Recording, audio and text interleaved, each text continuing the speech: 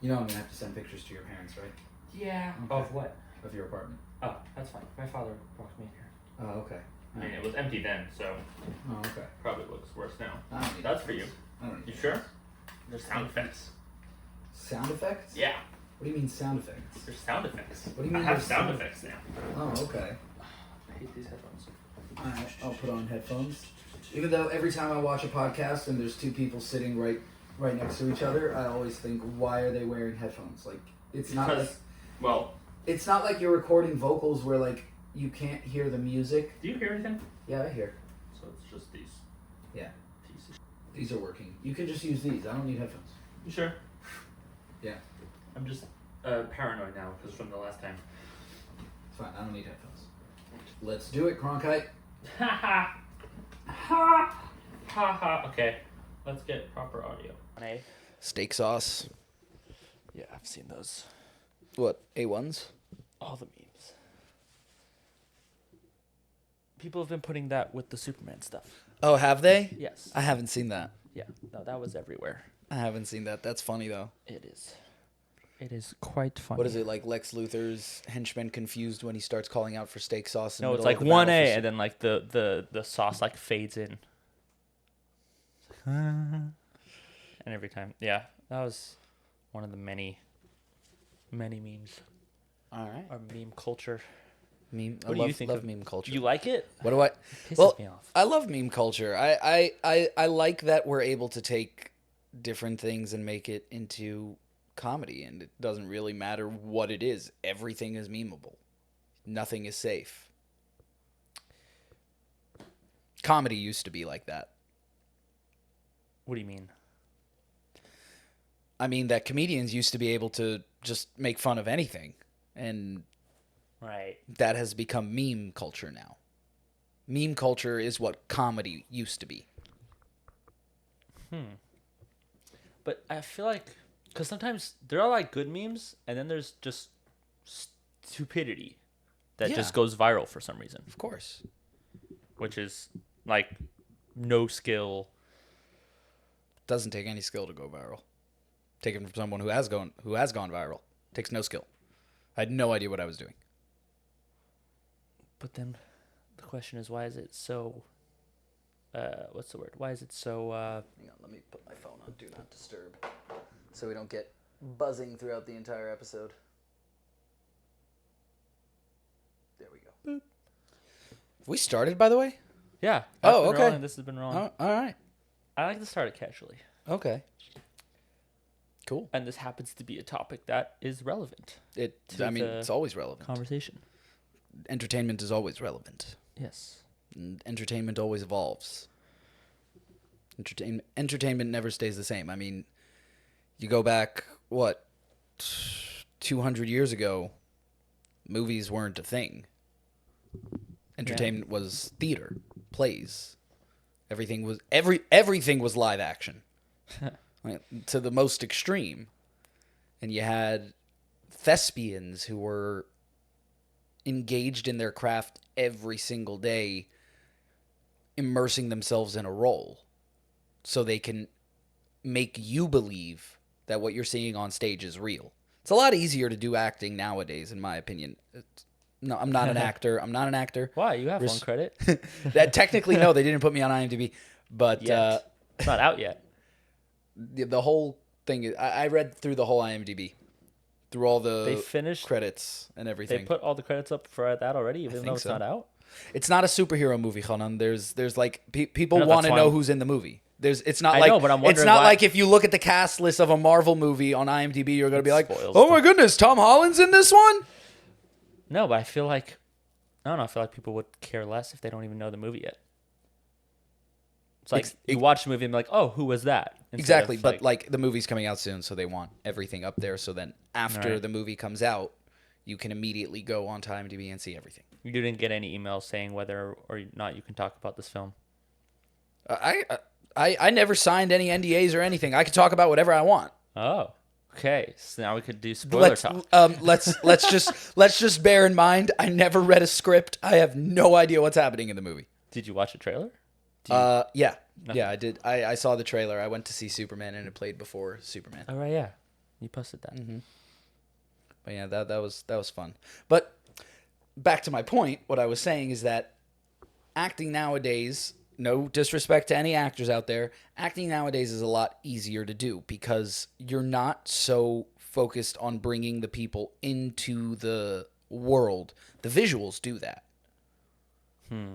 Obviously, great actors can bring you further into the world and immerse you further and make you 100% believe what you're watching is real. But it's a lot easier to do that when you're on a set that's fully built out, that has, whatever CGI that you need to make it look like exactly what you want it to look like. And then, you don't have to sell your performance as hard. Saying there's a lot more components to the immersiveness of a film versus theater. Absolutely, 100%. I just saw... What's Brando's first name? Marlon. I knew that. I just wasn't sure, so I wasn't going to say it out loud. Can you just imagine that somebody back in the day was like, looked at a baby, and we're like, Marlon. I mean, there's a I'm football going to name team. him after a fish. It's a baseball team.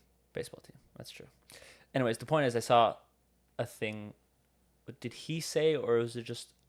I think he said it was that when you have a close-up,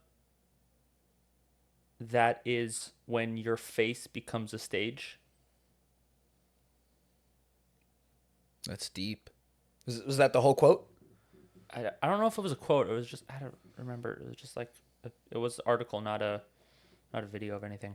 I remember hearing a story about Marlon Brando, that he was on set with Christopher Reeve.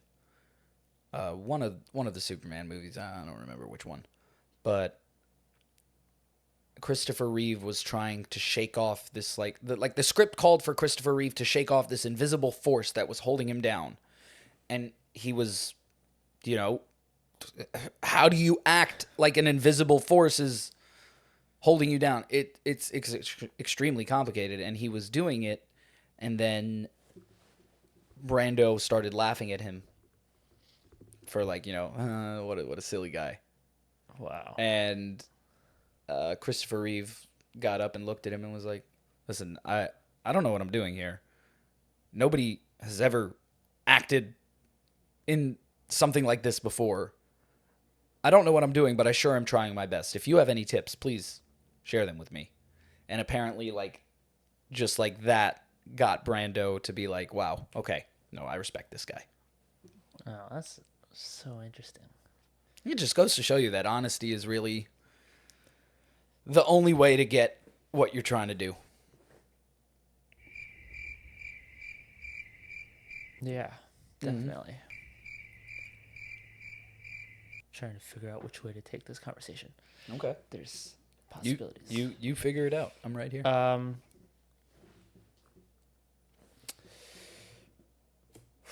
Oh, I was gonna...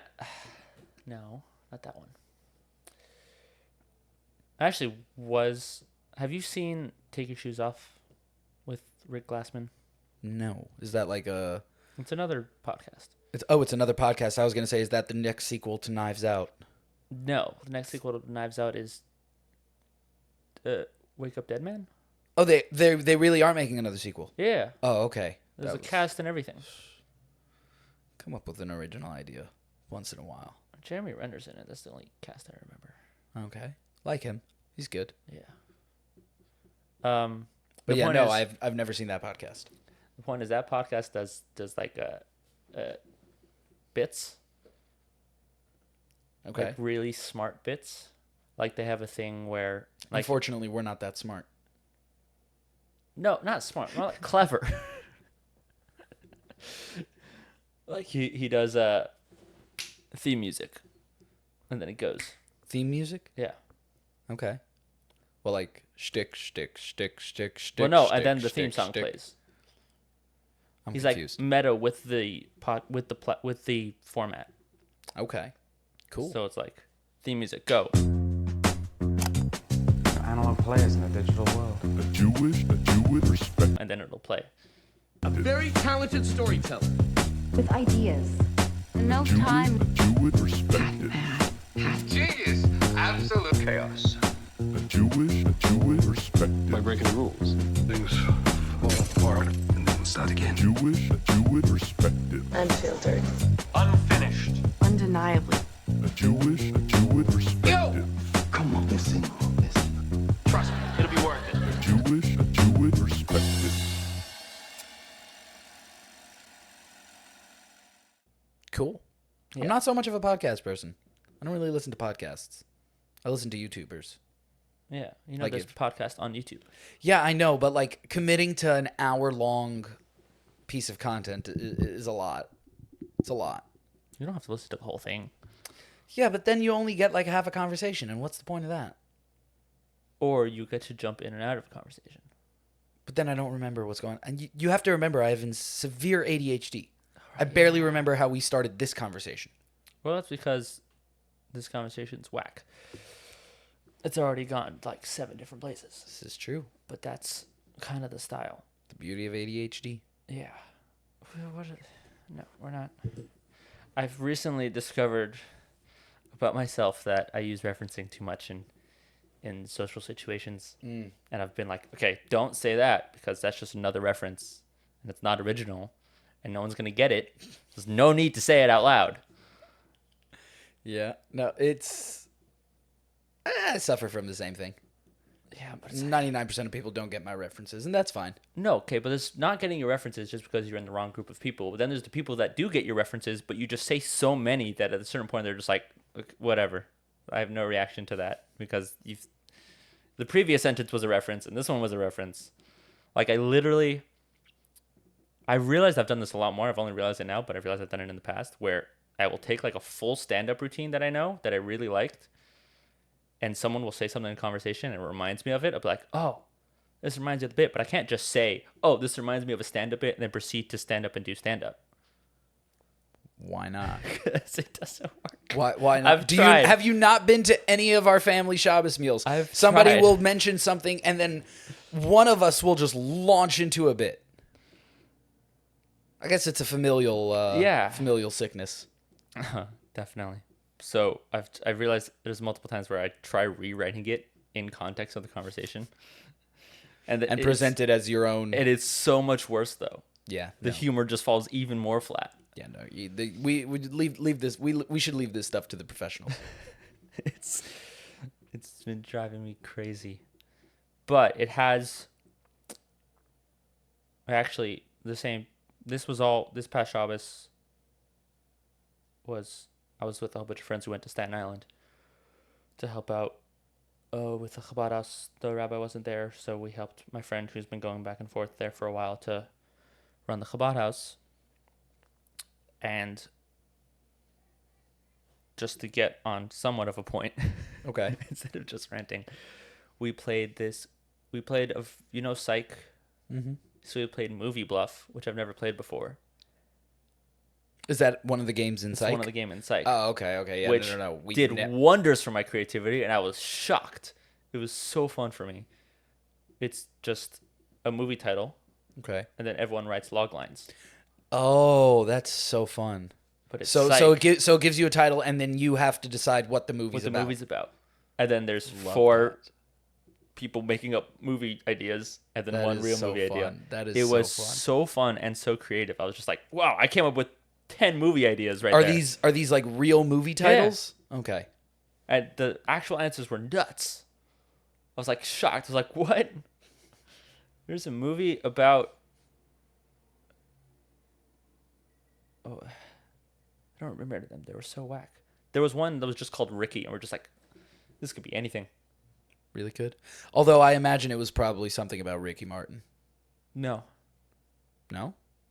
It was really random. I think, was it about brothers, or was that someone made that up? See, now I don't even know which one was the real answer. Okay, well, don't think too much about it.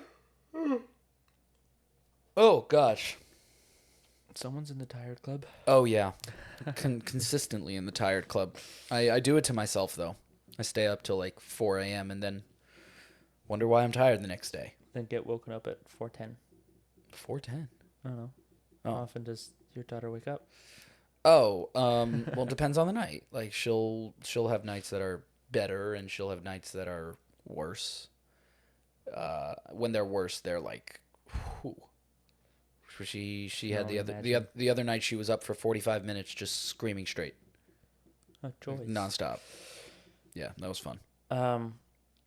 Okay, so let's get very on point for a second. Okay. The point of the podcast is to discover the different ways different Jewish artists mash Judaism and creativity. Mesh. Mesh? Is that the Jewish version of mash? No. The word that you were looking for is mesh. Or mash? Like,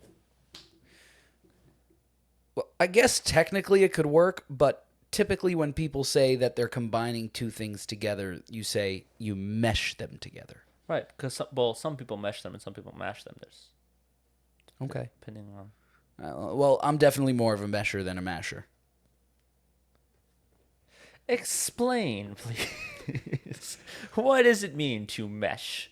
What it means to mesh is in my understanding right now is I'm making this up on the spot, but in my head, what it means is that meshing is a little more subtle in terms of like how you're combining them. Like maybe one aspect is not as clear as the other.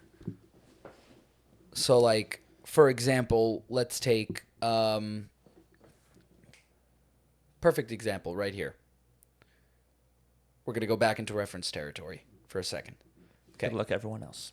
The Dark Knight versus the Batman. Okay? The Dark Knight is a mash. The Batman is a mesh. Between what and what? In The Dark Knight, Christopher Nolan took the concept of Batman and mashed it with crime thriller. So you just like get kind of so many things just put together and they're just kind of like... Like where, you know, everything is hyper-realism and it's how it would all be in our world, and he kind of just like smushed Batman with the real world. Right. Whereas the Batman is very meshed within our world. It's not so obvious that this is like our own world, but it's also not so obvious that this is just a comic book world. Like really anything could happen. Like if they decided to make that series of movies like totally realistic and everything, I wouldn't be surprised. If they decided that the next villain is going to be, I don't know, Man-Bats, I wouldn't be surprised. Interesting. How would you explain that in regards to music? So I would say that there's a lot of people who are trying to mash Jewish and non-Jewish music together. And what I mean by that is that they're taking the non-Jewish sound and taking all those same things, but we're still doing all the same things that Jewish music is doing, which is, you know, the same kinds of melodies, the same kinds of scales, and the same kinds of lyrics, and we're just trying to like mash it together with a pop sound. Right. What I try to do is really very subtly interweave Jewish themes into pop-sounding songs. So it's more... I would say it's more intentional. The theme, or saying the meshing itself is more intentional. Meshing in itself, I'm saying, is more intentional than mashing. Right. Again, No, let's remember that I'm coming up with all of this on the spot. So if it doesn't make sense, it doesn't make sense. But I think I'm doing a pretty good job. We'll find out. All right. I guess. Yeah, sounds good. Sounds right. Here's the thing. Here. What? The thing. Here it is. No. The meme is the meme is that the thing shows up. Oh, like We can do that. I'm gonna do that. Have you seen it? Since the No, I Fantastic haven't Four seen came it. out, it's been a meme. I haven't seen it yet. It's like, here's the thing. And Alright. he just shows up. I have on not screen. seen it yet, although I have heard that they made him very Jewish. No. No? He's not very Jewish. He is Jewish. It's acknowledged. I thought he like goes into a shul. Yeah. Okay, there we go. Not just learn not to daven for any Yeah, Jewish I didn't reason. think so. He's not from. Probably goes to shul just as much as Daredevil goes to church. Daredevil went to church a lot. Yeah, but just to like talk. Yeah, He but didn't- like every He week. didn't go to pray. No, he went to talk to the pastor. Exactly. Like every week though. Selfish. Whoa. What? Mashing. Mashing. In a previous episode, me and a friend, he helped me realize that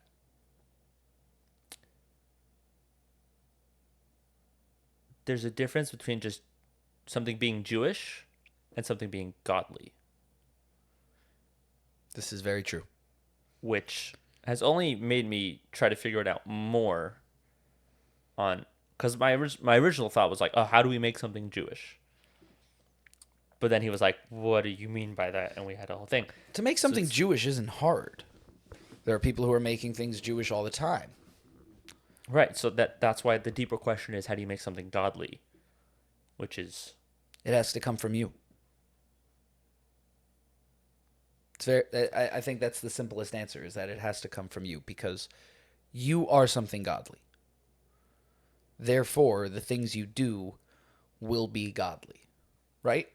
right. But the thing is, you're not always godly. So therefore, it will not always. That's a mistake.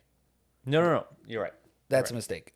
You are always godly just because, for the simple reason of that you have a chelik elikam imam mamash. Right. That's the simplest reason. You are always godly. Hashem is with you everywhere you go.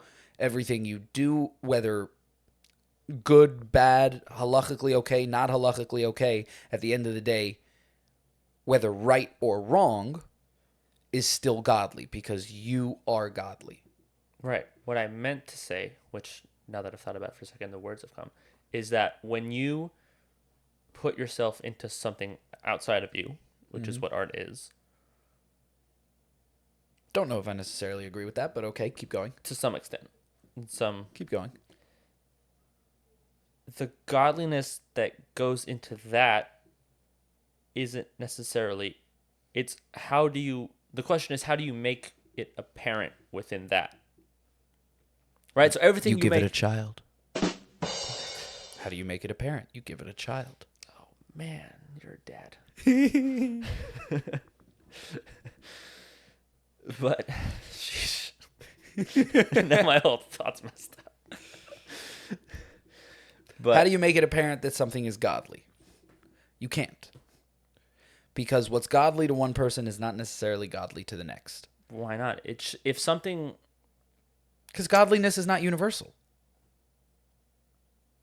It's not. Obviously, godliness is universal because our entire universe is godliness.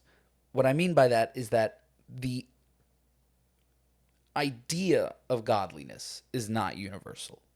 What you and I consider godly, someone down the street considers to be abhorrent. That's the world we live in, where there's a lot of different ways to serve Hashem. There's a lot of different ways that you can connect to Hashem. And while you or I might connect to Hashem through maybe a good spiritual song, or a farbrengen, or I don't know, like a sicha or a mimer, there are people down the road from us who would never pick up a mimer or a sicha or go to a farbrengen in their life. On principle, they won't do it. Because to them, that's not godly. To them, something godly is sitting down in a base medrash and learning Gemara for however long they can. would you classify your music as godly? That's a heavy question. I would say lately, yes. Probably in the beginning of my career, I would say no, because I was not writing songs with intention. I was So writing. you're saying it's the intention that makes it godly while it's during the creative process. I think so. Yeah. It's what you are putting into the song. So a lot of my early work was just me trying to make good songs. Like I Right. Have an idea, try to make a good song. That was the intention. You told me that your first album was just to stretch your production muscles. at Pretty some much. point. Pretty much. Yeah. Like I was trying a bunch of different things and just experimenting. Right. And then lately, over the last few years, especially since October 7th, I've really gotten into a space where I want every one of my songs to be for Hashem in some way. Whether that's a song to Hashem, whether it's a song about something within the Jewish experience, whether it's a song about something from Torah or about a specific time of the Jewish calendar. I want my music to be godly. I want everything I do to be godly. Right.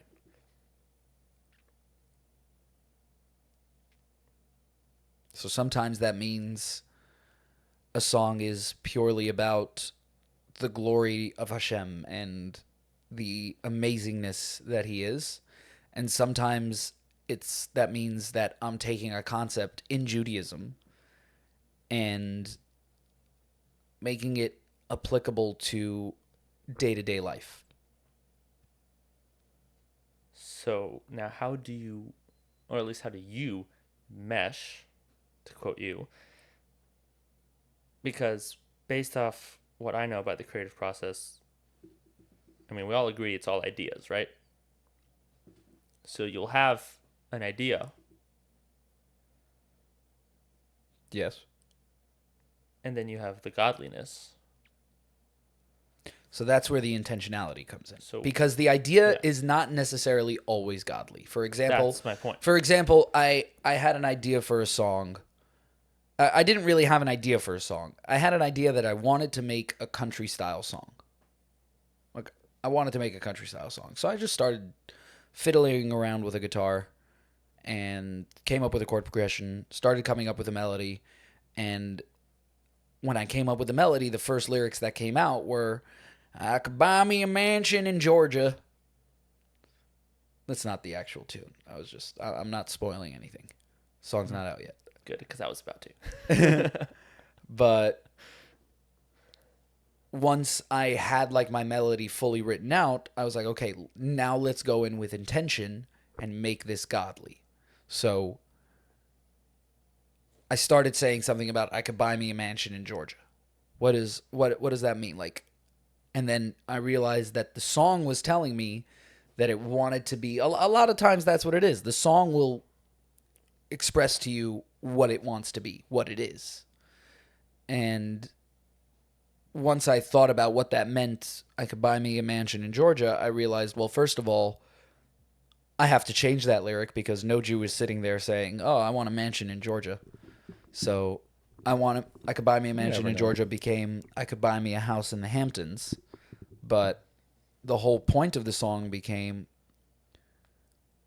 I could buy so many fancy things. I can take advantage of everything the world has to offer. But at the end of the day, none of that is going to get me closer to Hashem.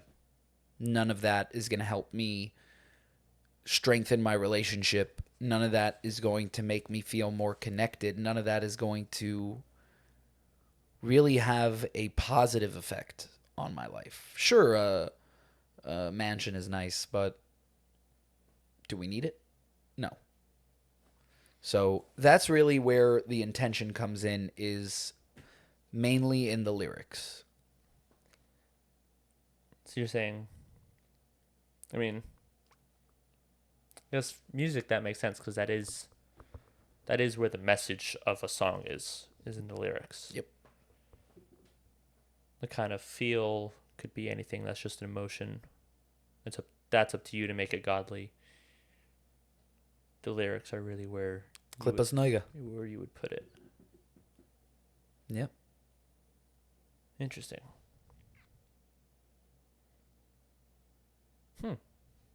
That makes sense in the music world. Do you want to do some promo? Always. What are we promoting? How do you think happy fits in that? Happy. So Happy 8 out of 10. That's all I'm gonna say. 8 Happy out 8 of out of 10. 8 out of 10. So it's funny that you asked that because I actually just posted a video that pretty much explains where happy fits in that. Essentially, this is where the idea of, taking a concept in Judaism and applying it to something that could fit our day-to-day lives is that Ivdu es Hashem b'simcha is something that we're always told, and it's not really something that many of us have a lot of practice with until we get out into the real world and we start dealing with real world problems. And that's when you really start getting tested, is where you have to essentially be happy no matter what's going on in your life. Because the second that you start sitting there and you start stressing out about how am I going to make rent this month? How am I going to put food on the table? You're telling Hashem, I don't trust you. I don't trust that you'll figure it out. I don't trust that you're going to take care of me. I need to stress about it because it's in my control, not yours. And if I stress out about it, then I'm going to fix it, and you're not involved in the equation. Happy really came out of a place where I was struggling with that idea and struggling with staying happy even in the face of, let's just put a lot. And, having a family is not just easy. It's a lot of work, and it's a lot of maintenance. And on top of all that, it costs a lot of money. So much. Do you know how much diapers are? No, Oh my God. I do not. I have So no use much. for them at the moment. Forget diapers, formula. Oh, I'm having nightmares. Okay, back on topic. Yeah. But essentially, this song was coming from a place of just wanting to be happy and wanting to just trust in Hashem all the way. And it came in a way that's more of a commentary on where the world is right now. There's a line in the song that I'm actually really proud of, like one of my favorite lines I've ever written. Is oh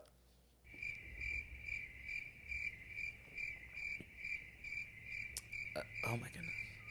The favorite one he's ever written, and he can't remember it. Lately, happiness is more commodity than money in your bank app.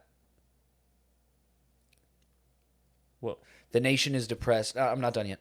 The nation is depressed. We're literally obsessed. Popping pills to keep our sanity. Turned mental health to fashion.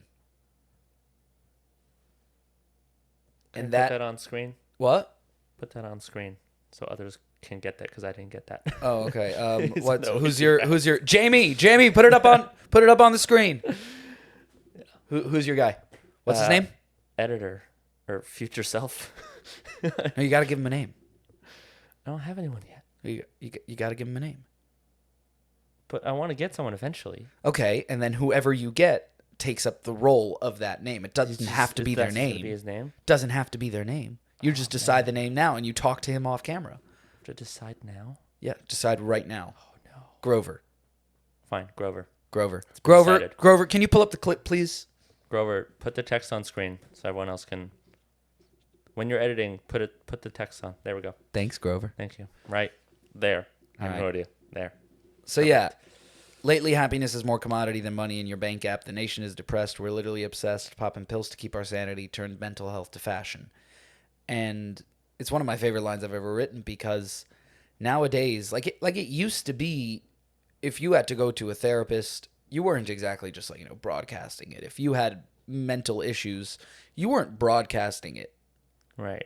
Nowadays, it's just like, oh, what do you have? You have anxiety, you have depression, you have ADHD, you have autism, and everyone's just wearing their problems on the chest. Forget the sleeve. Yeah. You don't have to look that hard to look at their sleeve and see what's on. No, it's on the chest in big bold letters.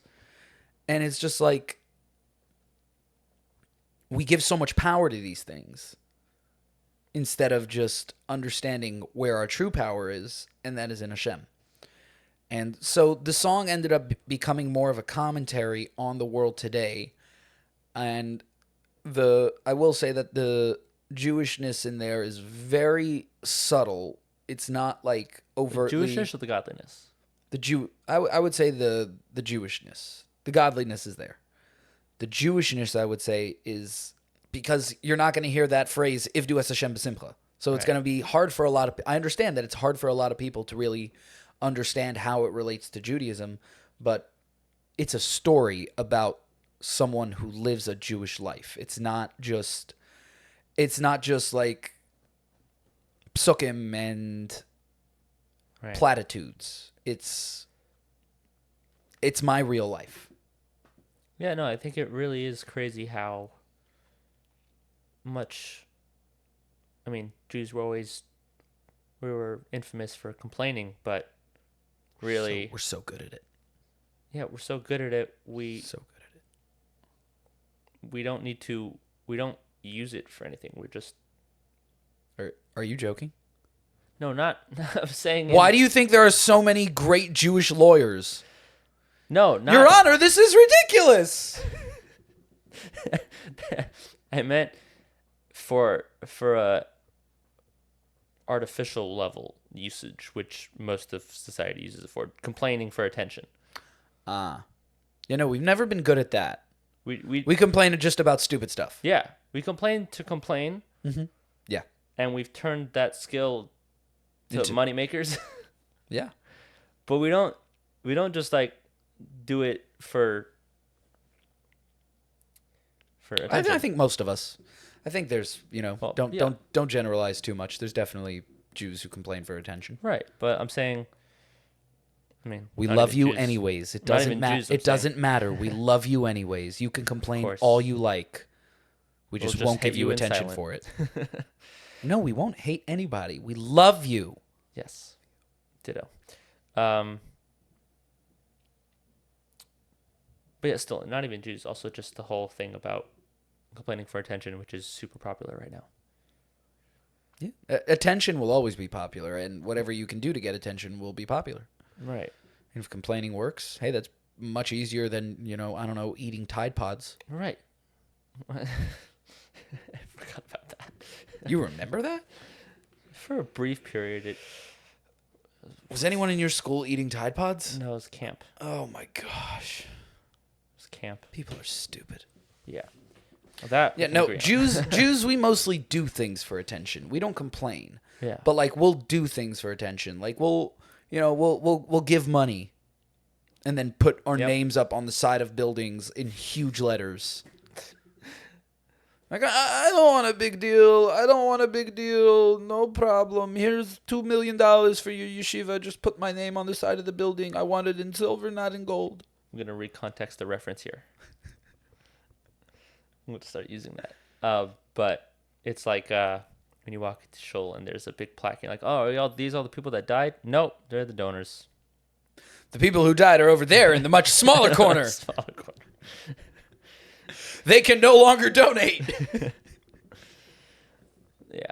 If anyone gets that Family Guy reference, you're welcome. That's a Family Guy reference? Yes. Okay. Stewie was looking to the answer to death, and they went to a synagogue, and it's like, oh, why is everyone's names on the wall? Those are the donors. My favorite Jewish Family Guy bit is when what's her name? Lois finds out she's Jewish, so enrolls all the kids into a Jewish school. And on his first day, Stewie wins like this huge trophy for being the best athlete in the entire school because he touched a soccer ball with his foot. And they were like, "This kid is a natural." Jewish humor. Yes. I think well, Jewish I humor- mean, technically that's Family Guy, so Well, Italian Christian humor. yeah, but I'm saying Well, Judaism in Scottish? humor. Scottish Who? Christian humor? McFarlane, he's Scottish. Yeah. I have no idea. He just does too many voices. I can't identify. Mick. And anyone with Mick is Scottish or Irish. Irish Catholic. There you go. That's what Yeah? it is. Irish. I think he's a Catholic. Was that why he does Liam Neeson so well? Is Liam Neeson Irish? Where do you think the accent comes from? I thought he was Scottish. He's Irish? I have no idea anymore. Now I'm just confused. He's from the UK. Yeah. Yeah, Brits. Wait, no, that No. doesn't even- There's doesn't even there's Britain and then there's the UK. The UK is different than Britain. It's The more, UK right? UK is It's further. is like all the countries that belong to the British Empire. Although I don't know if the British Empire is still a thing. Ireland and Scotland might be their own countries nowadays. If they are, I sincerely apologize to any Irish and Scottish people watching this. Don't worry, I I'm just pretty sure.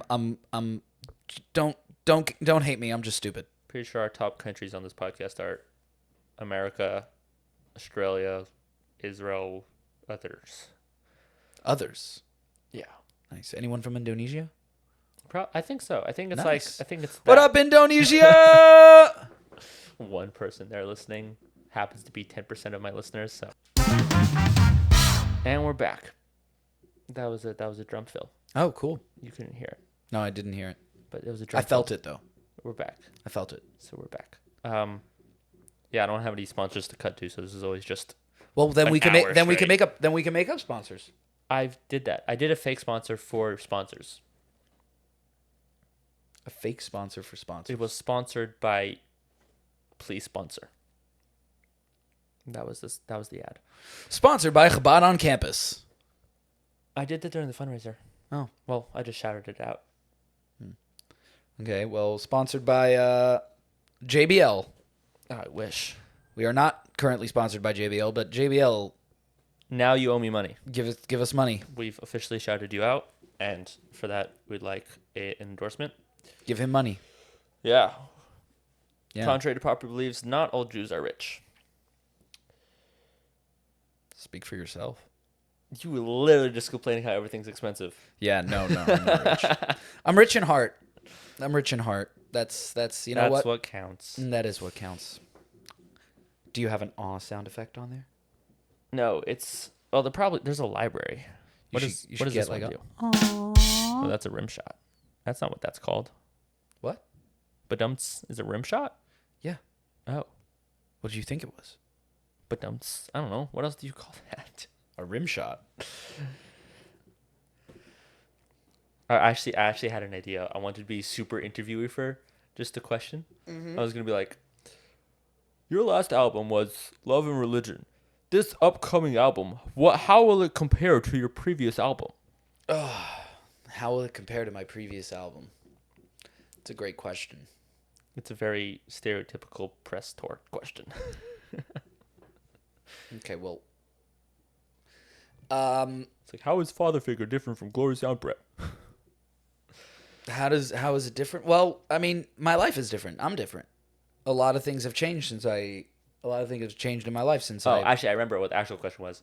You said that. Okay, it was, so start from the beginning and cut out all that. Okay, yeah. Let's start again. 2, 1.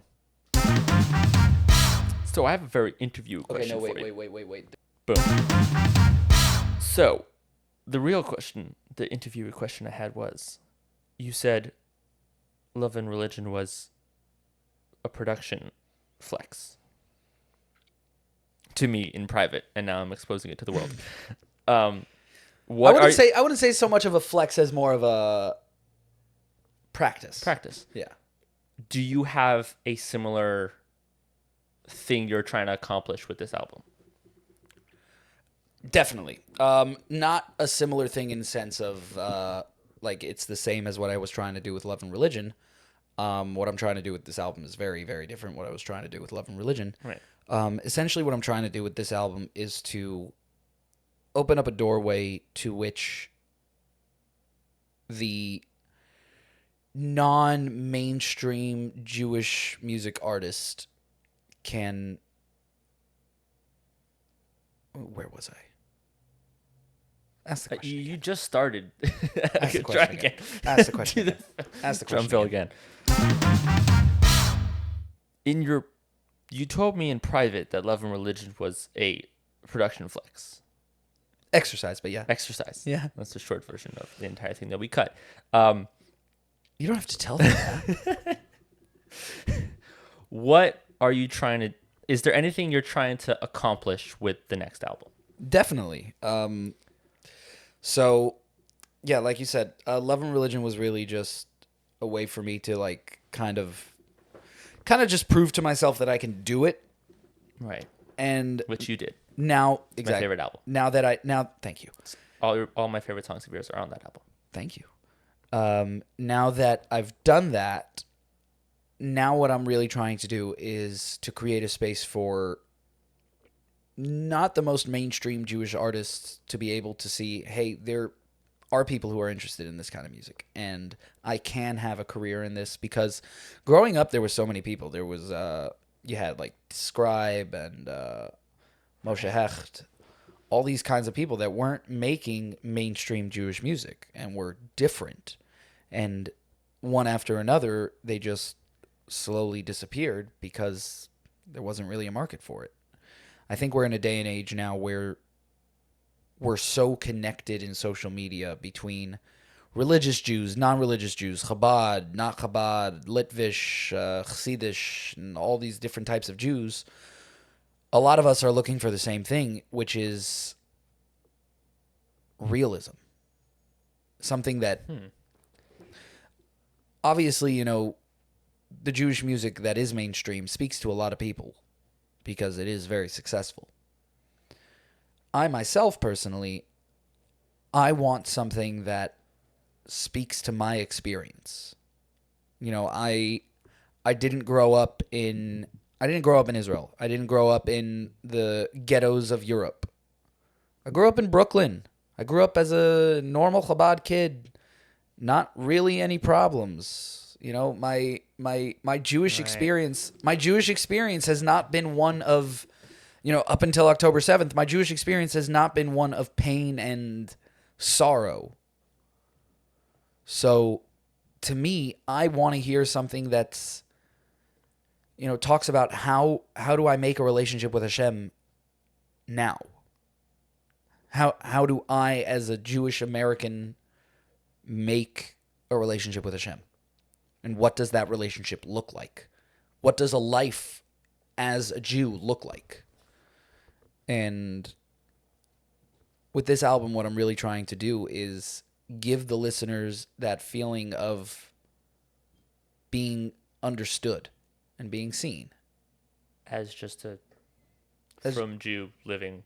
As in just a the from Jew 20th living century. in the First century. 21st century. My bad. Yes. Just Time ageist. travel. Guys, Hanan is secretly a time traveler, and he just slipped up and let himself. Cut that. Grover. But yeah, that's really what I'm trying to do. And once the album title gets revealed, and that'll like really tie it all together. What I'm really trying to do. You have ideas already? For the album title? Do you have it? Oh, the album's already titled. Oh. Yeah. Was it on that whiteboard? No. Oh, okay. No, So I don't know it. No, you don't. And you're not going to until the time is right. We'll see about that. Well, I mean, I thought you were going to say till. What are you going to hack my phone? It's not that hard. Don't hack my phone. Your daughter. I'm going to tell your mother. Is going to be. What about my daughter? I don't know. Does she not play on your phone at all? Yeah, she doesn't go to my notes. I know, but She knows how to navigate to YouTube. Yeah. She just goes to YouTube. Right. And puts on Peppa Pig. Yeah. So all I have to do is be next to her when you give her your phone. Good luck prying it out of her hands. No, we work together. Yeah, right. Trust me, she'll be in on it. No, she won't. Yeah. She doesn't care about my career. Exactly. She barely acknowledges what I Exactly. do. What I do for a living. She'll be so happy to sabotage it. Every time she comes to the studio, every time I have to bring her to the studio, I love bringing her to the studio, but she hates it. She comes to the studio and she'll just be like, Tati, your studio is so boring for me. And I'm just like, well, there are starving children in Africa who would love this opportunity. Yeah. But I yeah, guess music studios aren't a space for kids. But yeah, that's really what I'm essentially trying to do with this album is create a little bit of a revolution and Start the revolution. I don't know what you were No. referencing there. Korg, whatever. Oh. That's not what he says. Yeah. No. I tried to start a revolution, but I didn't print enough pamphlets, so no one is- turned what he up says except for my mom revolution? and my boyfriend, who I hate. Steve. Steve. Steve. Who's Steve? That's his name. Korg? No. Oh, her boyfriend. Yeah. I forgot about that. Piss off, Ghost. It's freaking gone. So it's more like a freaky sickle. You could just say the entire movie right now. I could just quote Korg lines. That too. Such a fun voice to do. Ragnarok Korg is Such a fun. such a voice. fun character. Do you want to nerd out for a second? Sure. Have you seen the Spider-Man set footage? I have. And I like the suit. out of 10, 8 out of 10. 8 out of 10. That's 8, it. 10. 8, 10. Oh, 8, 10. Stream happy. Happy. What good? No, I think it's good. The only thing I would What a change good is, marketer you are. the only thing I would change is the lenses. You think they should be bigger? Yeah. Yeah. Like I get why they stuck with the lenses that they already had. Well, they fit it's for him probably now. probably an in-universe explanation for the reason that the lenses are the same is because he doesn't have the same technology to recreate those lenses, and if he was gonna create new lenses, they would probably have to be like just stationary ones Right. that don't move. Like his web so he shooters, which are probably super realistic. so he probably just repurposed the lenses that he had from his old suit to his new suit because again he no longer has access to Stark Tech or money, so he probably just had to repurpose the old stuff. A homeless, broke, tired, exhausted Peter Parker. Just We the way we love like it! him. We love it. Make him miserable. Writers are evil, but that is the point. That's what they say. God hates Spider-Man. Put your character through the worst possible thing. They saw whoever was writing Spider-Man saw that and was like, I'm gonna put him through the worst 20 things. Yeah. What else? I was actually, well, I don't know. There was a certain point where I thought I was gonna come up with segments for this show. Segments. Yeah, and do like, I don't know, creative segments. What like Mad Libs? No, like, I don't know. Like creative exercises. Okay, let's do it. I don't know. Oh, were you just telling me that and we're not doing it? Well, I don't have, like, I didn't come up with any. I was like, oh, we should do like a thing. Okay. But I So let's do what you did plan. Which was what? I don't know. What did you plan? To continue the conversation. Did you not plan for this interview? I did. I've been thinking about it for the past week. You pushed me off. Okay, so I had that gives time. you more time to prepare. Yeah. I thought of a lot of stuff. Okay. Choose one. I'm choosing one. You must decide. Oh, that was the other thing. I recently figured out my 4 favorite movies. You know, Oh. Letterboxd. Okay. I do know Letterboxd. I'm not on Letterboxd, but I know it. Such a good community.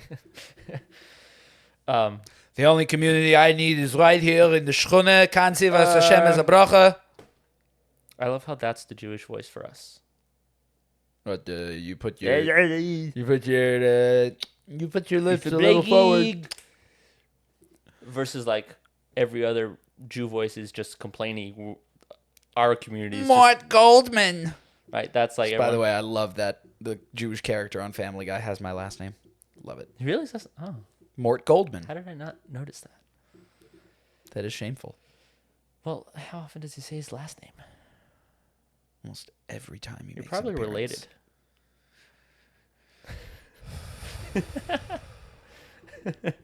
Okay. This is the point in the show where I tell you that Family Guy is an animated show. None of the characters are real people. That guy that walks didn't around know dressed that. as Peter Griffin around Comic-Con is not really Peter Griffin. What? Yeah.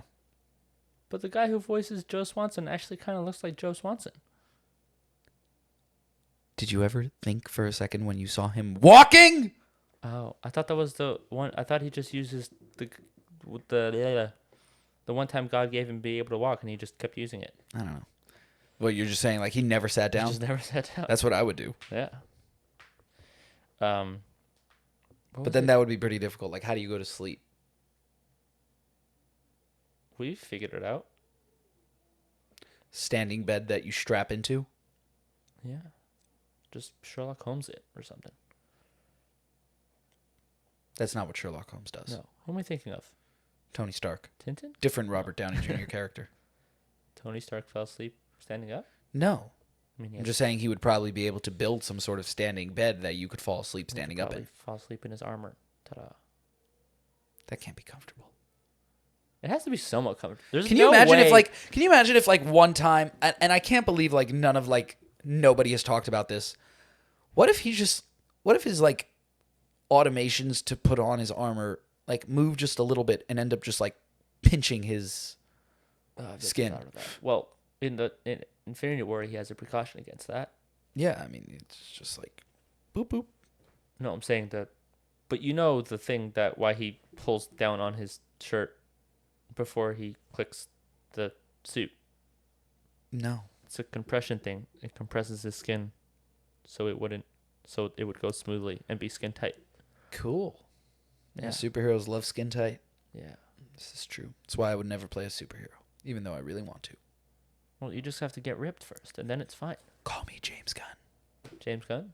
Booster Gold. Think about it. Think about it. Wait, isn't... Think about it. I thought they announced something. Did they? Was it a show rumor? They casted Booster Gold? No, they didn't cast. Okay, yeah, no, I they're heard working on a show. I heard the project was... Yeah, they're working on a show. started. Yeah. Booster Gold. I can do it. Can do it. Just imagine he has a little bit of a beard. It's You okay. have to dye your hair, though. It's not that bad. I can do that.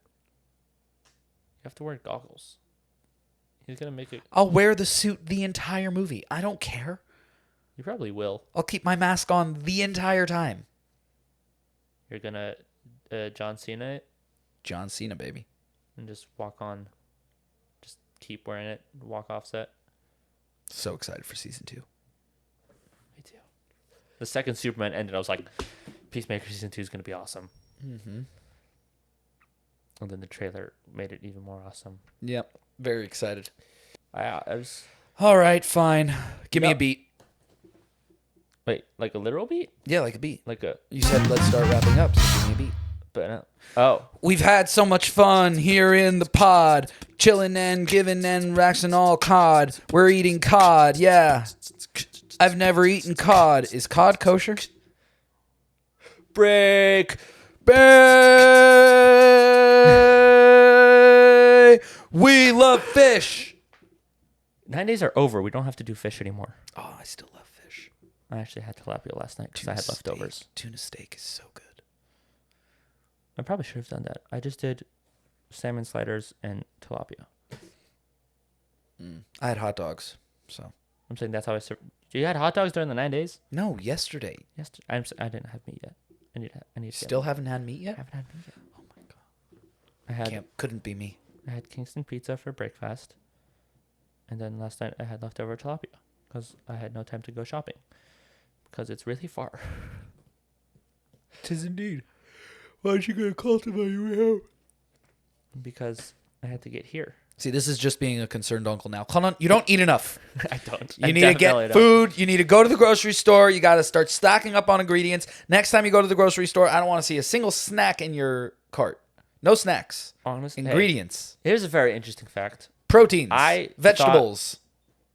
I was really concerned for myself when I kept having kettle jalapeno chips and eating like entire bags of them, just like twice a week. And I was like, okay, health is one thing. I need to know how to discipline myself to not buy it when I go to the store. So I haven't had it for the past month. I said till after Tisha B'Av, and I had my Nice. first bag last night. Nice. But yeah, no. That's one of the biggest things that I learned about shopping is that you shop ingredients. You don't shop food. Which sucks. Because that's all. I don't think ingredients. You think food Yeah. until you start making a lot of food, and then you think ingredients. that is where meal planning comes in. You sit down It's the on most Sunday. ridiculous thing, though. You sit down on Sunday and you say, okay, for tonight, I am going to have this for dinner. I need A, B, and C.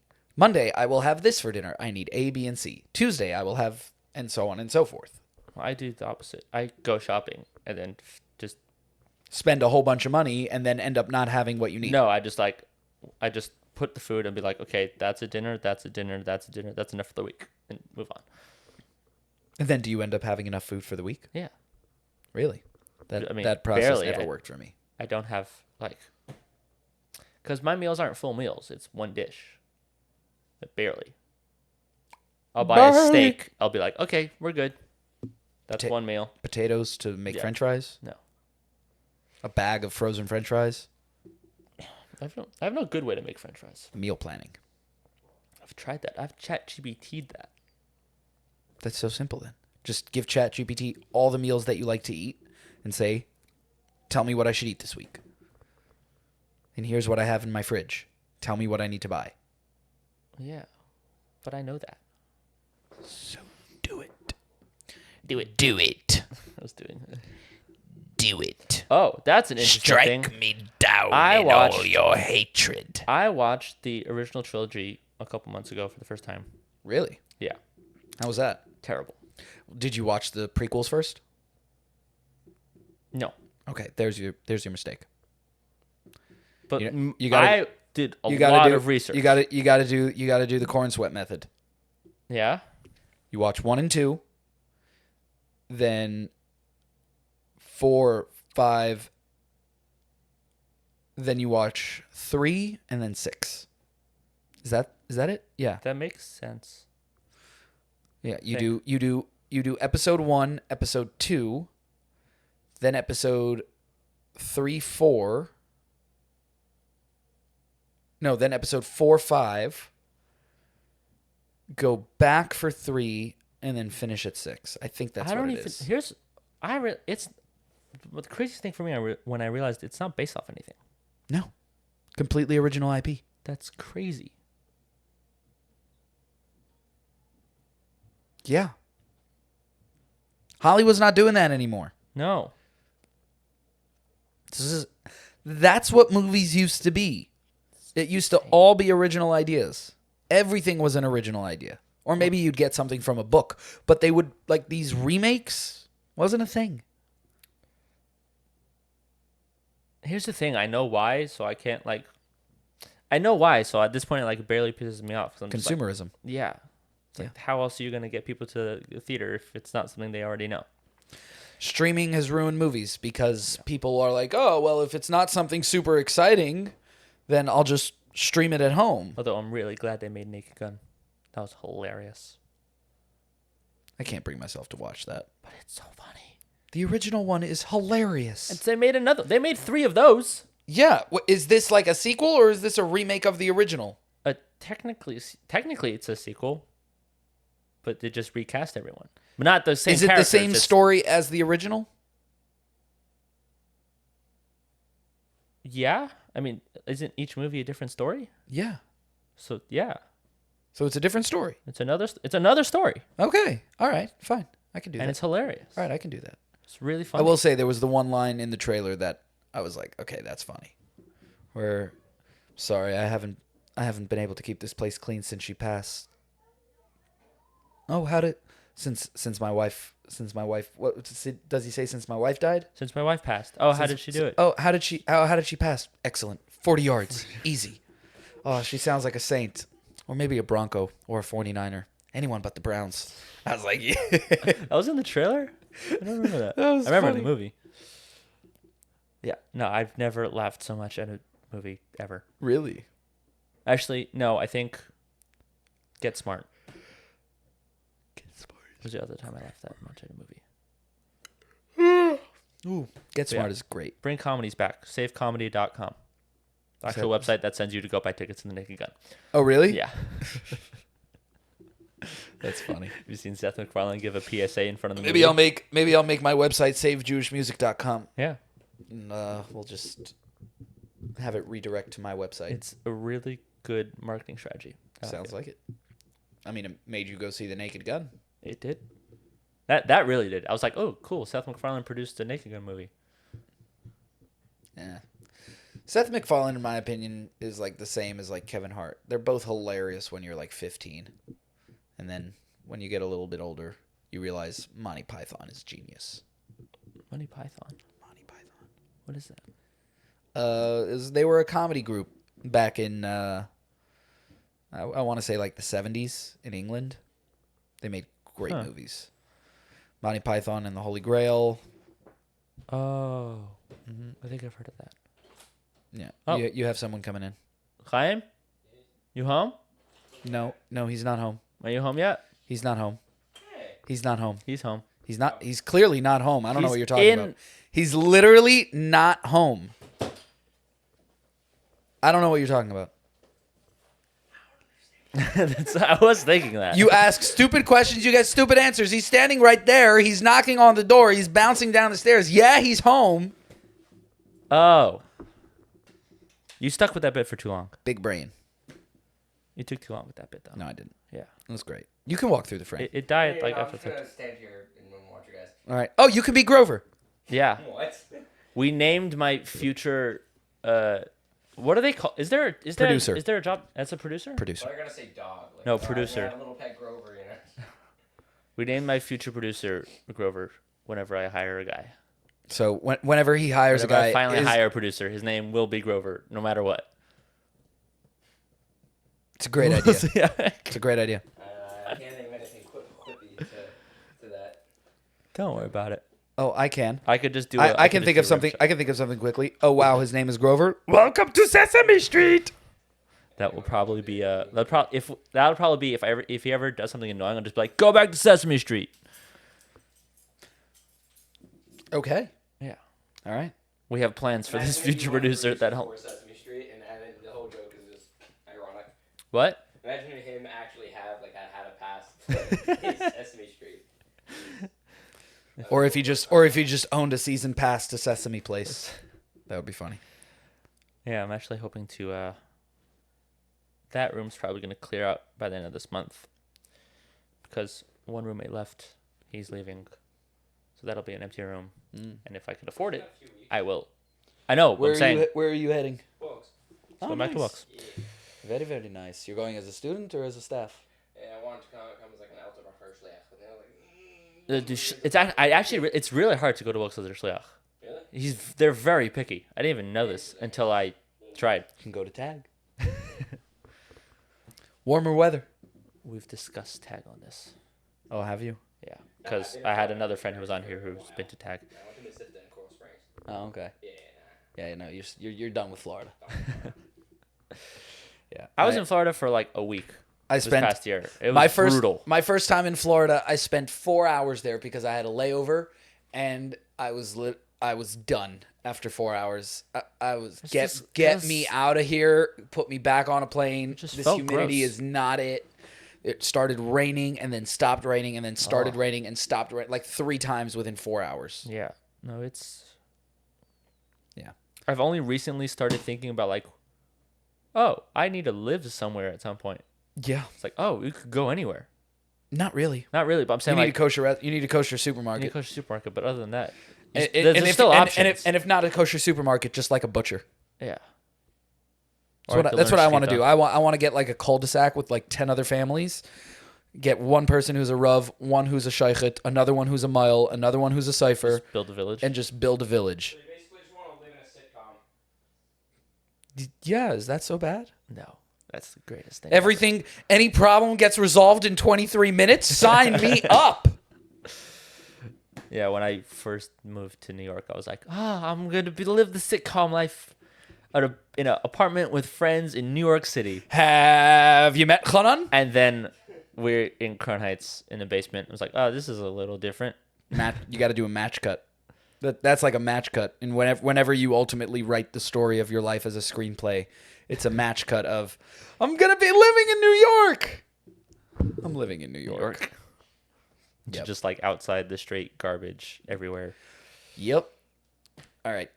Okay. Yeah. Thank you so much for I doing gotta this. get running. Yeah. No problem. Thank you.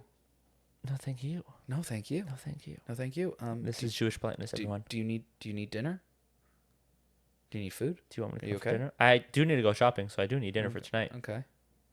I mean, potentially. What are you making for dinner? I don't know when I'm making dinner. I could. Do you know what you're making for dinner? I took out some steaks. So your Sunday meal plan was just an idea that you did not hold by. Oh no! Ideas was- for thee, not for me. That was a not practice preach. Blech. Trying to twist that phrase on its head. No, I'll be honest. Right now, I don't have to do any shopping because I meal planned 2 weeks ago and then ended up going upstate. So I just have a fully stocked freezer. Oh. Yeah. Freezers are powerful. I've had to use that power since I've moved so far from Kingston. You know what they say about power? What? With great power comes a lot of... Don't you dare finish that line. I'm sick of it. What? Into the Spider-Verse. Oh, It's my favorite version of the line. is that what they say? I haven't seen Miles is about to say I haven't seen Into the Spider-Verse in so long. Miles says it to Peter B. Parker as he's trying to get away and be like, you have to help me with great power. And Peter's just like, shut up. Don't finish that line. I'm sick of it. Hey, if you had like this one power and everyone was just saying, hey, you better use that responsibly. Yes. You would just be like, oh my God, enough. You say the fate of the multiverse. Would you like to try on the spandex? Huh? All right. Anyways, thanks again. No problem. This might be the start of a very different flavor for this podcast. More I- professional. I hope people like the flavor. More professional look. Strawberry. Chaim was the first guest, so he's feeling insulted. I'm sorry.